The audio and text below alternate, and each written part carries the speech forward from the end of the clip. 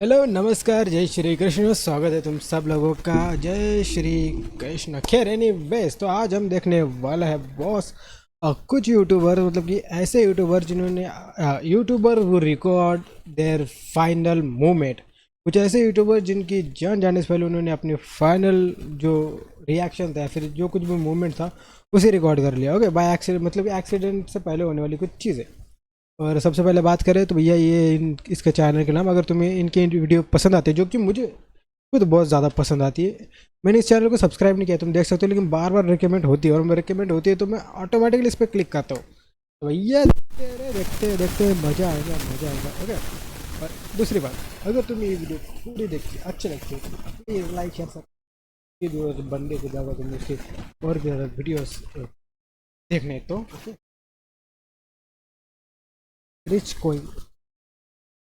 ठीक है स्टार्ट करते हैं 3 2 1। इस दुनिया में किसी भी इंसान को पता नहीं है कि उसके साथ कल क्या होगा। शायद वो कल इस दुनिया में भी ना रहे। और ऐसा ही कुछ यूट्यूबर्स के साथ हुआ जहां उनको बिल्कुल भी आइडिया नहीं था कि शायद वो उनकी लास्ट वीडियो होगी जो कि वो रिकॉर्ड कर रहे हैं। और इसमें सबसे पहले यूट्यूबर के साथ कुछ ऐसा ही हुआ जिनका नाम था प्रो राइडर 1000, जिनका असली नाम था अगस्त्य चौहान। और ये सिर्फ 22 साल के थे और देहरादून के काफी ज्यादा पॉपुलर यूट्यूबर थे जिनके चैनल पर 2 मिलियन से भी ज्यादा सब्सक्राइबर्स थे। लेकिन यही प्रो राइडर एक दिन डिसाइड करते कि एक राइड पर निकलेंगे जैसे कि वो नॉर्मली निकलते थे हमेशा से। लेकिन अनफॉर्चुनेटली उन्हें क्या पता था कि शायद ये उनकी एक लास्ट राइड होगी। लेकिन अगस्त्य ने इस राइड को रिकॉर्ड करने के लिए अपने हेलमेट के ऊपर एक एक्शन कैमरा को लगाया हुआ था। और ये भी तब पता लगा था जब उनका हो गया था, जिसके बाद अलीगढ़ पुलिस को उनके हेलमेट के अंदर एक कैमरा मिलता है और उस कैमरा के अंदर एक 5 मिनट लंबी।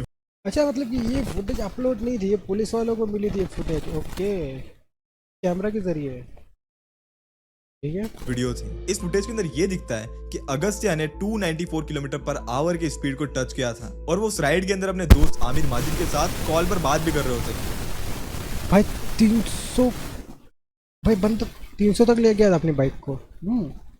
क्योंकि वो दोनों साथ में राइड पर निकले थे और उन्होंने अपने कान में ईयरबड्स को पहन रखा था। और याद रखिए उस वीडियो के अंदर वो ये भी बताते हैं कि उन्हें एक्सप्रेसवे के ऊपर 300 किलोमीटर पर आवर की स्पीड को टच करना था और इसके लिए वो काफी ज्यादा एक्साइटेड भी थे। लेकिन जब वो आगरा से दिल्ली ट्रैवल कर रहे होते हैं तब वो यमुना एक्सप्रेसवे पर अपनी सुपर बाइक से कंट्रोल खो देते हैं और उनकी बाइक वहीं पर एक डिवाइडर से जाकर जाती है। और उसके बाद वहां पर यह भी रिकॉर्ड हुआ था कि उनकी बाइक वहां पर गई और उसके बाद वो हवा में उछल गई। और उसके बाद तुम्हें पता ही कि क्या हुआ। और उसमें पता है इस लाइव रिकॉर्डिंग के अंदर एक और चीज पता लगी कि आखिर ये इंसिडेंट हुआ क्यों था और इसका मेन रीजन क्या था। और वो रीजन था उनके सेफ्टी गियर के अंदर लापरवाही होना। वो वीडियो बनाते वक्त बार बार ये मेंशन भी कर रहे थे कि उनका हेलमेट सही से फिट नहीं बैठ रहा है और उनको ये भी लग रहा था कि उस हेलमेट ओके मैं वही बोले यार, इनके पास 2 करोड़ मतलब कि 2 मिलियन ज़्यादा सब्सक्राइबर है, पैसा वैसा सब कुछ है, तो प्रॉब्लम कहाँ आ रही है यार। प्रॉब्लम इन्हीं छोटी छोटी चीज़ों को तुम इग्नोर करते हो ना, तो ये बात भी बहुत बड़ी प्रॉब्लम बन जाती है। की क्वालिटी सही नहीं है और अगर वो गाड़ी को तेज चलाते तो कहीं ये हेलमेट निकल ना जाए। और वैसे एग्जैक्टली यही हुआ जब उनका हाई स्पीड हुआ। उस वक्त पे पता लगा कि उनका पूरा हेलमेट के टुकड़े टुकड़े हो चुके हैं और इसी वजह से उनके पर भी कई सारी इंजरीज आई थी। वैसे तो जब पुलिस ने इन्वेस्टिगेशन की थी उस वक्त में पुलिस ने बताया था कि इस पूरे इंसिडेंट का रीजन था ओवर स्पीडिंग। लेकिन उसके दोस्तों ने और उसके फादर ने कुछ अलग क्लेम्स लगाए थे। उसके एक दोस्त का मानना था कि हिट एंड रन केस है जहां पर पीछे से ट्रक ने उसे टक्कर मारी और जिस वजह से ये सब हुआ। लेकिन वहीं पर उसके फादर ने कुछ अलग एलिगेशन लगाए उस यूट्यूबर के ऊपर। उनके फादर ने ये बोला कि उनका ये जो भी इंसिडेंट हुआ है ये कोई स्पीडिंग की वजह से नहीं हुआ है, क्योंकि टाइम पर जो उसके साथ राइडर था वो वहां से भाग गया था। आमिर माजिद का इसके ऊपर कुछ अलग रिस्पॉन्स था। उन्होंने बोला कि उन्होंने ऐसा कुछ भी नहीं किया था और उल्टा उस टाइम पर उन्हें बहुत बुरा लगा था। पर रीजन जो भी हो, पर ये इंसिडेंट लिटरली बहुत ज्यादा ही शॉकिंग था और काफी ज्यादा ट्रेजिक था। और इससे हमें एक लेसन मिलता है कि भाई ओवर स्पीडिंग में गाड़ियां अपनी मत चलाना। अगर तुम ड्राइव करते हो तो प्लीज स्लो चलाओ, प्लीज़ स्लो चलाइए गाड़ियाँ। प्लीज़ देवियों सज्जनों इस बात को नोट कीजिएगा। देखो भैया उसके पास पैसे की कोई कमी नहीं थी, सुपर बाइक थी, उसके पास सारे इक्विपमेंट्स थे, हेलमेट गियर जैकेट वगैरह सेफ्टी सारे इक्विपमेंट थी। बस थोड़ी सी लापरवाही और तुम्हारी जान खत्म। ओके तो बी सेफ अपनों के लिए, जो तुम्हें देख के जिंदा है उनके लिए। माँ बाप तो होंगे ही, खुद के लिए जिंदा रहो, माँ के लोड़ो। ओके पेड्रो रुइस ये एक 22 साल का एस्पायरिंग यूट्यूबर था। ये हेलसेट अमेरिका माइनसोटा स्टेट के एक छोटे से गांव से बिलोंग करता था। वो और उसकी एक 19 साल की गर्लफ्रेंड थी जिसका नाम था मोनालिसा पेरिस। और ये दोनों मिलकर ला मोनालिसा नाम से एक यूट्यूब चैनल चलाते थे जहां पर वो फैमिली व्लॉग्स या फिर बोल सकते हो छोटे मोटे प्रैंक्स करते थे। लेकिन वायरल फेम पाने के लिए और ज्यादा व्यूज के चक्कर में पेड्रो ने एक डेंजरस प्लान बनाया। उसने ऐसे एक नया चैनल बनाया और उसने वहां पर सोचा कि वो वहां पर कुछ अजीब चीजें करेगा और उस चैनल का नाम था डैम इट बॉय। वो उसकी गर्लफ्रेंड मोनालिसा को काफी टाइम से मना रहा था कि वो उसके साथ वीडियो बनाए, लेकिन वो हमेशा मना ही बोलती थी। लेकिन 2 महीने कन्विंस करने के बाद वो मान जाती है। नहीं नहीं नहीं नहीं, क्या एक्चुअली में रियल गन है जिससे शूट करने वाला है, मतलब कि वीडियो शूट करने वाला है और भाई ऐसी गांडो हरकत करेंगे तो ऐसी होंगे ना, मतलब कि मरोगे कुत्ते की मौत, फिर वो भी ऑन कैमरा। पर उसे करना इतना था कि उसे चलानी थी। और पेड्रो अपने हाथ में एक मोटी बुक यानी कि इंसाइक्लोपीडिया को पकड़ के रखेगा। पेड्रो को पूरा विश्वास था कि उसकी बुक को रोक लेगी, क्योंकि उसने पहले भी ऑलरेडी ये ट्राई कर रखा अरे यार ऐसा कौन क्यों करते हैं लोग यार, क्यों फक। था। पर 26 जून 2017 को मोनालिसा ने सिर्फ 1 फुट की दूरी पर गोल्ड डेजर्ट ईगल को चलाया। और फिर होना क्या था, वो बुलेट बुक तुम्हें पता गोल्ड डिजन गन, मैंने मतलब इस गन के बारे में सुना, ये सबसे पावरफुल गन में से एक है। अभी रेसिडेंसी एविल 9 के अंदर भी ना ये गन सबसे पावरफुल, मतलब कि ये दो मिनी गन के अंदर। और ये गन चला रहा है भाई। के आर पार होके पेड्रो को जाती है। और फिर क्या हुआ मुझे तुम्हें बताने की जरूरत नहीं है। इस स्टंट को रिकॉर्ड करने के लिए उन्होंने घर के बाहर 2 कैमरास को सेट किया था। एक कैमरा उन्होंने सीधा लैडर पे लगाया था और दूसरा एक कार के पीछे लगाया था, ताकि वो मल्टीपल एंगल से वीडियो बन सके। ये रिकॉर्डिंग्स वैसे तो कभी इंटरनेट पर अपलोड हुए नहीं, क्योंकि जब वो वीडियो रिकॉर्ड हो गई थी उसके बाद पुलिस ने कैमरास और फुटेजेस को एविडेंस के तौर पर जब्त कर लिया था। और इस इंसिडेंट के तुरंत बाद मोनालिसा ने 911 पर कॉल किया और पुलिस को अपने यूट्यूब प्लान के बारे में बताया कि आखिर वो करना क्या चाह रहे थे। लेकिन उसको वहां पर अरेस्ट कर लिया गया और उसने जो क्राइम किया था उसे एक्सेप्ट भी किया और फिर उसके बाद उसे जेल भी हो गई। लेकिन 2021 में उसने वापस अपना चैनल शुरू किया जिसका नाम है हर बॉस डायरीज। लेकिन इस चैनल पर अब उसे सिर्फ हिट ही मिलती है। पर ये बताता है कि भाई लोग वायरल होने के लिए कितना ज्यादा गिर सकते हैं। और कुछ अटेम्प्ट्स तो भाई वो जैसे कि पुनीत सुपरस्टार यार, वो बंदा कुछ भी मतलब कि कुछ भी सीमेंट हो या फिर हार्पिक हो, कुछ भी ऐसी चीज़ें अपने शरीर के ऊपर डाल देता है या फिर पी लेता है। ओके, गंदी नाली में से है कुछ भी यार, वो किस दिन जाएगा ये बंदा भी, मतलब कि मत करो यार ऐसे कुछ फेम के लिए। ओके, अपना भी चैनल ग्रो नहीं हो, लेकिन अपने से एडे चले नहीं कर रहे ना, जिंदगी धोखे में डाल दे। ओके नहीं कुत्ते क्रिएट करते हैं। तो भाई वायरल होने के पीछे भाई ऐसी चीजें तो बिल्कुल भी मत करना। तेत्सु शिनोआ, जिसे ऑनलाइन तेत्सु के नाम से लोग जानते थे, ये एक 47 साल का एक जापानीज लाइव स्ट्रीमर था और ये अपनी लाइफ में काफी अकेला था और वो स्टेज 4 कॉलन कैंसर से सफर कर रहा था। और इसलिए वो 28 अक्टूबर 2019 को डिसाइड करता है कि वो शिनोहारा माउंट फुजी पर चढ़ाई करेगा। और इसलिए वो जापानीज वीडियो शेयरिंग वेबसाइट निको निको पर अपनी लाइव स्ट्रीम कर रहा होता है और वो उस माउंटेन पर चढ़ाई शुरू करता है। लेकिन जब उसने ये प्लान बनाया था वो बिल्कुल ही ऑफ सीजन था और इस टाइम पर यहाँ पर काफी ज्यादा एक्सट्रीम लेवल पर ठंड होती है और यहाँ पर सारे रास्ते बंद हो जाते हैं और यहाँ तक कि यहाँ पर जाना लोग बहुत ज्यादा डेंजरस मानते हैं। और उसके पास ठंड और खतरनाक रास्तों के हिसाब से बिल्कुल भी प्रॉपर इक्विपमेंट थे ही नहीं और वो ऐसे नॉर्मल जूते और कपड़े पहन के निकल गया था। और उसके पास सिर्फ 2 क्लाइंबिंग पोल्स थे, जबकि एक हाथ में उसने अपना स्मार्टफोन पकड़ा हुआ था जिससे वो लाइव स्ट्रीम को रिकॉर्ड कर रहा था। और उस लाइव स्ट्रीम का टाइटल था let's go to snowy Mount Fuji. और ये लाइव करते दौरान उसकी उंगलियां भी सुन्न हो गई थी, वो रास्ता भी बहुत ज्यादा स्लिपरी था और इसलिए समिट से कुछ ही मीटर दूर जब वो चलता है तो वो वहां से फिसल जाता है और उसका बैलेंस बिगड़ता है और बर्फीली ढलान से गिर जाता है। और जो उसके व्यूवर्स ने एकदम लाइव में देखा। और ये तो तुम्हें पता ही है कि उसके बाद क्या हुआ। लेकिन यहाँ पर तुम ये सोच रहे होंगे कि आखिर वो पहाड़ चढ़ी क्यों रहा था। वेल, उसको कैंसर था और उसको लास्ट स्टेज की डायग्नोसिस थी और शिनोहारा को अपने ड्रीम्स को पूरा करना था, जिस वजह से वो सोच रहा था कि वो माउंटेन्स पर जाए जहां पर उसे पीस मिलेगा और उसे एडवेंचर भी मिलेगा। और इसी ड्रीम को पूरा करने के लिए वो माउंटेन्स पर जाता है। लेकिन उसकी टाइमिंग बहुत ज्यादा गलत थी। वो इस एडवेंचर को अपने व्यूअर्स के साथ शेयर करके उन्हें एंटरटेन करना चाहता था, जैसे उसके पास कुछ खोने के लिए बचा ही ना हो। इसलिए उसने अपनी पर्सनल सेफ्टी से ज्यादा अपनी लाइफ ओके, सो बेसिकली वो वैसे भी टपकने वाला था तो उसने अपनी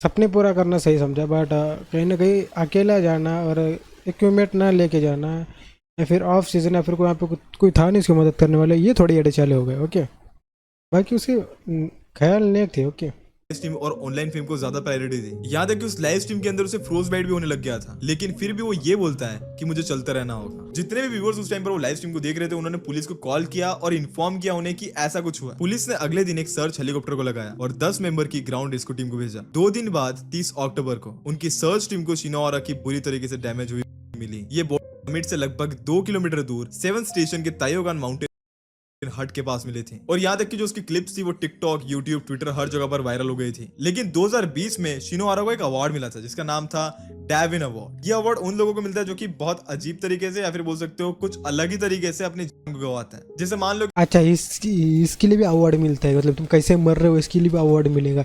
ये क्या अच्छा है, भारत में ऐसी कोई चीज़ नहीं है, ऐसा कोई अवार्ड नहीं है कि कोई बंदा है बुट मारते मारते मर गया, मतलब अवार्ड देते हैं इसको। मर रहे यूनिक तरीके से, कौन के कितना यूनिक तरीके से मरते देखेंगे। पॉपुलेशन घटाने की सबसे बेस्ट टेक्निक क्या है ये। किसी ने कोई प्रॉपर गेयर नहीं पहना या फिर कोई क्लाइंबिंग करते हुए हैं या फिर कॉमन सेंस ना होने की वजह से वो एक पहला आदमी बन गया था जिसने ये अवार्ड को जीता था। मेरे को शौक हो गया कि भाई ऐसे अवार्ड भी मिलते हैं भाई। एपेटर, ये एक नॉर्वेजियन के क्रिएटर थे जिन्हें इंटरनेट पर लोग एपेटर के नाम से जानते थे। वो दिन में एक पेंट फैक्ट्री में काम करते थे और जब उनको फ्री टाइम मिलता था तब वो इंटरनेट पर एक बहुत ज्यादा फेमस पर्सनैलिटी थे जिनकी यूट्यूब चैनल पर 1.2 मिलियन से भी ज्यादा सब्सक्राइबर्स थे। और वो अपने अजीब और मोस्टली साइलेंट वीडियोस के लिए बहुत ज्यादा फेमस हुए थे, जहां पर वो फ्रीजिंग कंडीशंस में एक्सट्रीम और क्रेजी चीजें करते थे, जैसे पतली बर्फ के ऊपर आइस स्केटिंग करना, बर्फ वाली नदी में कपड़े उतार के नहाना और वोडका पीना। तुम सोचो भाई कितनी क्रेजी पर्सनैलिटी थी। लेकिन एपेटर ने काफी सारे हेल्थ स्ट्रगल भी फेस किए थे, जैसे 2018 में उन्हें कोलोरेक्टल कैंसर डायग्नोज हुआ था और इसलिए उनकी सर्जरी हुई और वो सर्वाइव कर गए। लेकिन ट्रेजिकली 27 नवंबर 2021 को उनको डूब वजह से वो इस दुनिया में नहीं रहे। 26 नवंबर 2021 को नॉर्वे के पास वो एक फ्रोजन लेक पर अपना एक नया वीडियो शूट करने गए थे, लेकिन तभी वो बर्फ के एक गड्ढे के अंदर।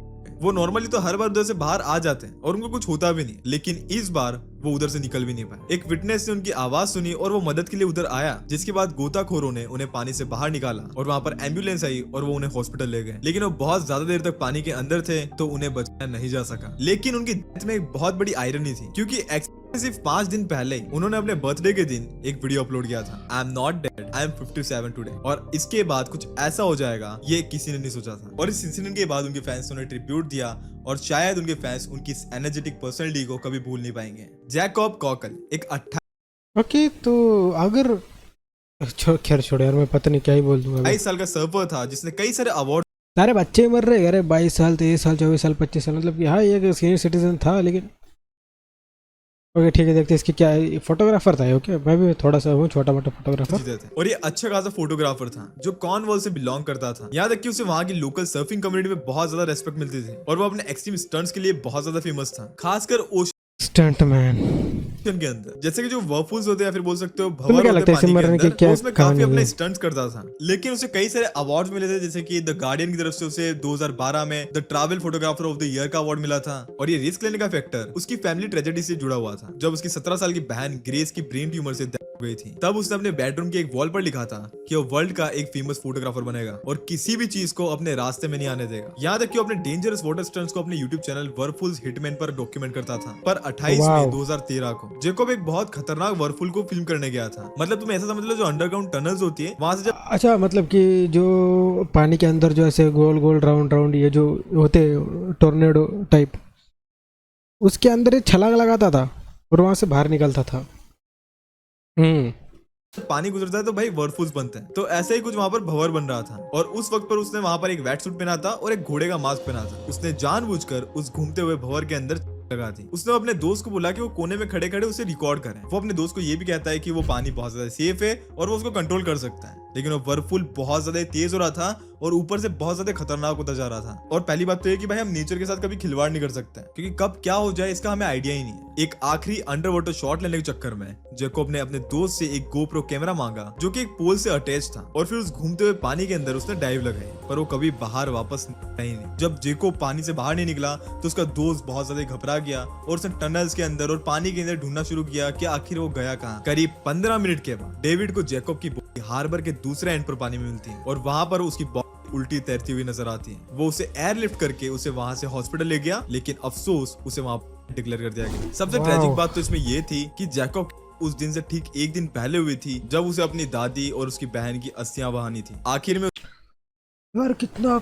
क्रेजी कॉन्सिडेंट है यार। अभी देखो तुम्हें एक रियल इंसिडेंट बताता हूँ। अभी जहाँ पे मैं मतलब कि कैमरा सीखने जाता हूँ ना, तो जो आकाश दादा है और उनकी कॉलोनी के सामने 2 भाई रहते हैं। एक भाई पागल है मेंटली, ओके, और एक भाई अच्छा है, मतलब कि ठीक ठाक है, वेल मतलब हेल्दी है, ओके। सो एक दिन पहले उनकी जो मॉम थी ना, वो आईसीयू में थोड़ी सीरियस थी और उनकी डेथ हो गई।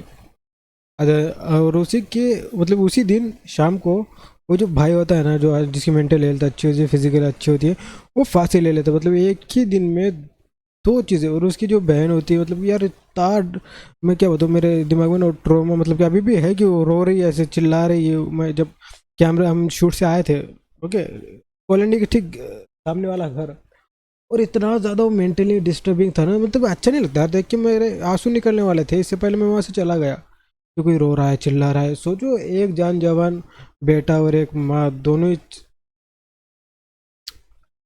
यार ये सच्ची में बहुत चैलेंजिंग होता है ऐसी चीज़ों को फेस करना। उसकी एशेज उसकी बहन की एशेज के साथ ही बहा दी गई और आज के टाइम पर उसकी मॉम के फ्रंट गार्डन में ही उसका सर्व बोर्ड एक मेमोरियल के नाम पे रखा हुआ है। बाय द वे यहीं तक थी वीडियो। मैं कई सारी डॉक्यूमेंट्रीज प्लान कर रहा हूँ इस चैनल के लिए जो कि शायद तुम्हें डेफिनेटली पसंद आएगी। सो तुम मुझे आइडियाज भी देते रहो कि मुझे क्या बनाना चाहिए, किस पर डॉक्यूमेंट्रीज बनानी चाहिए, तो कमेंट कर देना, ठीक है। बाकी तुम इस वीडियो को लाइक कर सकते हो, इस वीडियो को हाइप कर सकते हो और मुझे इंस्टाग्राम पर जाकर फॉलो कर सकते हो ताकि मैं उधर भी कंटेंट अपलोड करता रहूं। ओके सो भाई का चैनल अगर तुम्हें पसंद आता है जाकर तुम सब्सक्राइब कर सकते हो, और ये वीडियो तुम्हें पसंद आता है इसको भी तुम सब्सक्राइब, लाइक और शेयर कर सकते हो। हम मिलेंगे किसी और वीडियो में। और जेन्युइनली यार ये जो वीडियो था ना ये बहुत ही बढ़िया था। ओके, और कोई देखो भाई, अगर तुम में से कोई भी फेमस होने के लिए ऐसे कोई फालतू चीज़ें सोच रहा है तो नको सोचो, ज़िंदगी प्यारी है, जियो आराम से। ओके, अभी के लिए इतना ही। Thank you for watching and bye bye.